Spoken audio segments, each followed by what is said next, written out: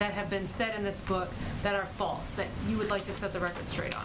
I'm not going to go through every single page of the book, but there are numerous examples of falsehoods that take place in the book. I'll give you one just because it's really easy. The fact that there was a claim that the president didn't know who John Boehner was is pretty ridiculous, considering the majority of you have seen photos, and frankly, several of you have even tweeted out that the president not only knows him, but has played golf with him, tweeted about him. I mean, that's pretty simple and pretty basic.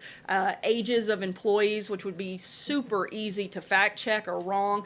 Again, there are numerous mistakes, but I'm not going to waste my time or the country's time going page by page talking about a book that's complete fantasy and just full of tabloid gossip, because it's sad, pathetic, and our administration and our focus is going to be on moving the country forward. John?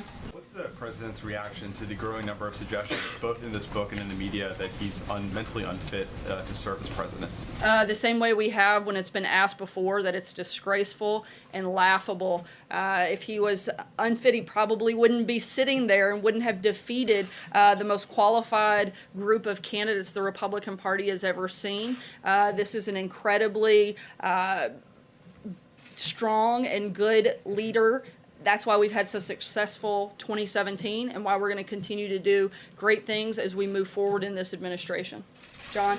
Yeah, thank you, Sarah. Two questions. First, the book repeatedly says that the candidate Trump, his family, and the top officials of the campaign did not believe he would be elected. It was the farthest from their mind. You said yesterday you believed in this candidate and felt he would win. Can you name anyone else who said at the time, on the eve of the election, that they felt he would win, and did the president himself believe he would not win? Look, as we've stated many times before, go back and look at some of the interviews, specifically Kellyanne Conway. I know she did several leading up to the days just before the election, saying directly that the president can win and would win. I know there were a number of other campaign officials that echoed those same sentiments. The president, the first lady, his family, they wouldn't have put themselves through that process if, one, they didn't believe they could win, and two, they didn't want to win. This was something they were very committed to and have been committed to since taking office, and will continue to do so over the next 7 years. Again, it is absolutely laughable to think that somebody like this president would run for office with the purpose of losing. If you guys know anything, you know that Donald Trump is a winner, and he's not going to do something for the purpose of not coming out on top and not coming out as a winner. It's just, I mean, that's one of the most ridiculous things, I think, the claims in the book. Francesca. Thank you, Sarah. I wanted to follow up on something you said yesterday. The last time that the president spoke to Steve Bannon was early December, at least to your knowledge, you said. So that's one thing. But secondly, the president said today, I don't talk to Steve Bannon. I don't talk to him. So how much were they in contact from the time that he left the White House to that early December call that you mentioned? And also, how close were they when they were in their White House? One of the claims that was made in the book was that he frequently dined with Mr. Bannon unless he was already in bed. The book also says that he had been sidelined by April, which I think goes further to indicate that he had very little credibility to give much information, particularly after that point, which most of the book is based after that time frame.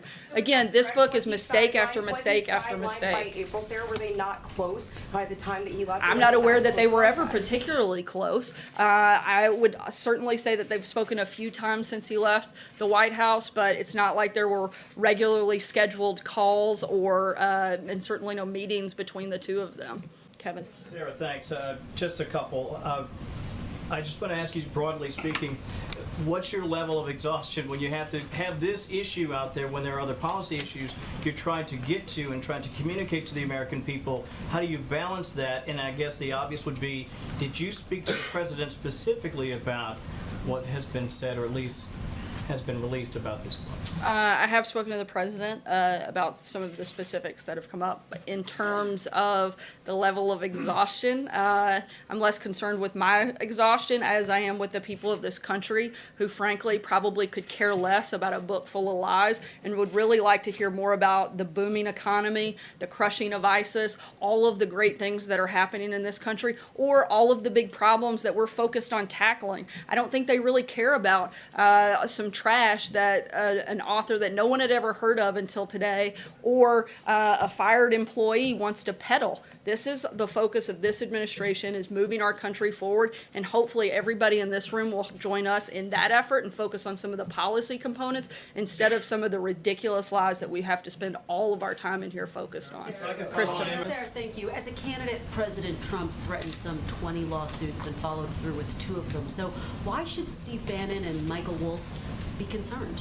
I think that regardless of whether or not there's a lawsuit, they should be concerned about peddling fake stories. They should be concerned about putting out information that's not true. They should be concerned about the fact that we're spending all of our time here focused on talking about this instead of things that people in this country care about. I think that's a really sad process, and I think that that should be everyone's concern. Is the president committed to following through with these lawsuits? I think that's a question you'd have to talk to his attorneys about, and whether or not that moves forward and what that looks Don't like. you just run the risk of increasing book sales, though, Sarah? Drawing more attention to this? I think you guys are the ones that are drawing the attention. Every question basically that I've been asked has to do with that. It's not like I came out here and read excerpts from the book, so I don't think that I can be responsible for the questions that you asked. In fact, if I tried to do that, I'm sure I would certainly be attacked for trying to, because I did that once and it didn't go over very well. Mike, go ahead. Is the cell phone ban a response to the revelations in this book? Absolutely not.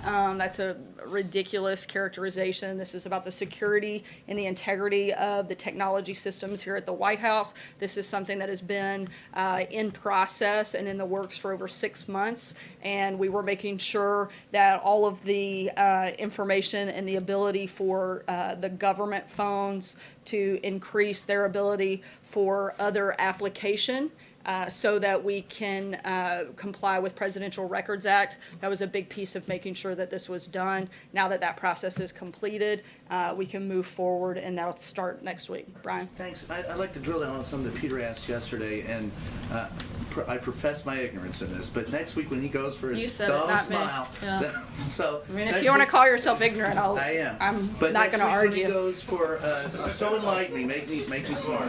So next week when he goes to his physical, are there mental acuity tests that go along with that, or is it purely physical in nature?